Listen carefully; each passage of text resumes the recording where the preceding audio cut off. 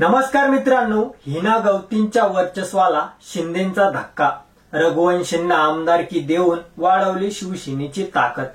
काय आहे ही बातमी आपण संपूर्ण या व्हिडिओमध्ये बघणार आहोत। चला तर मी सचिन नाईक आणि तुम्ही बघत आहात बातमी चॅनल। धुळे आणि नंदुरबार आधी एकत्र जिल्हा होता, तेव्हाही आणि नंदुरबार स्वतंत्र जिल्हा अस्तित्वात आला तेव्हापासूनच सातपुडाचा हा अतिदुय्यम भाग काँग्रेसचा बालेकिल्ला राहिलेला आहे। लक्ष्मण वळवी, तुकाराम गवती, स्वरूपसिंग नाईक, माणिकराव गवती, बेटसिंग सूर्यवंशी, चंद्रकांत रघुवंशी, रोहिदास पाटील अशा नेत्यांनी ते काँग्रेसचं नेतृत्व केलं। पण 2014 मध्ये भाजपाने काँग्रेसच्या या बालेकिल्ल्याला सुरंग लावला आणि तो कसा लावला हे आपण या व्हिडिओमध्ये बघणार आहोत। पण नुकत्याच झालेल्या लोकसभा निवडणुकीपासून गवती कुटुंबियांच्या ताकदीला उतरती कळा लागली। याचं कारण ठरलं ते चंद्रकांत रघुवंशी। हेच चंद्रकांत रघुवंशी आता शिवसेनेचे आमदार होणार आहेत। एकनाथ शिंदे यांनी त्यांना विधान परिषदेची उमेदवारी दिली आहे।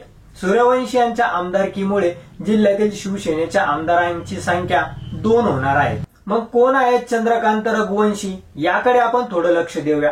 धुळे आणि नंदुरबार जिल्हा एकत्र असताना चंद्रकांत रघुवंशी यांनी जवळपास 6 वर्षे धुळा जिल्हा परिषदेचे अध्यक्ष म्हणून काम पाहिले। 1998 साली काँग्रेसकडून ते पहिल्यांदा विधान परिषदेवर गेले। 2004 आणि 2014 मध्ये काँग्रेसने त्यांना पुन्हा विधान परिषदेवर काम करण्याची संधी दिली। रघुवंशी यांची नंदुरबार शहर आणि परिसरात मोठी ताकद आहे। रघुवंशी यांची 15 वर्षापासून नंदुरबार नगरपालिकेवर एक हाती सत्ता अधिवत आहे।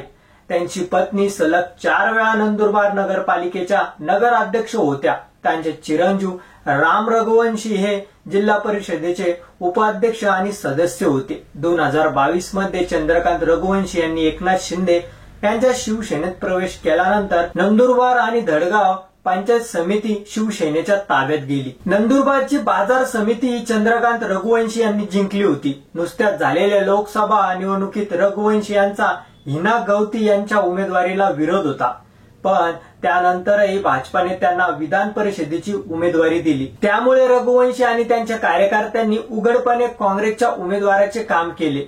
गवती यांचा पराभव झाला। गावित यांनी विधानसभा निवडणुकीत अक्कलकुवा मतदारसंघातून अपक्ष उमेदवारी केली। त्यातही रघुवंशी यांनी शिवसेना उमेदवार आमशा पाडवी यांच्या मागे ताकद उभी केली। त्यामुळे इथेही हिना गवती यांचा पराभव झाला। याचमुळे गावित यांचा रघुवंशी यांच्या उमेदवारीला विरोध होता, पण त्यानंतरही एकनाथ शिंदे यांनी रघुवंशी यांना विधान परिषदेवर चौथ्यांदा काम करण्याची संधी दिली आहे। तर तुम्हाला काय वाटतं हे आमच्या चॅनलच्या कमेंट बॉक्स मध्ये नक्की कळवा आणि व्हिडिओ आवडला असेल तर चॅनलला लाईक आणि सबस्क्राईब करा। धन्यवाद।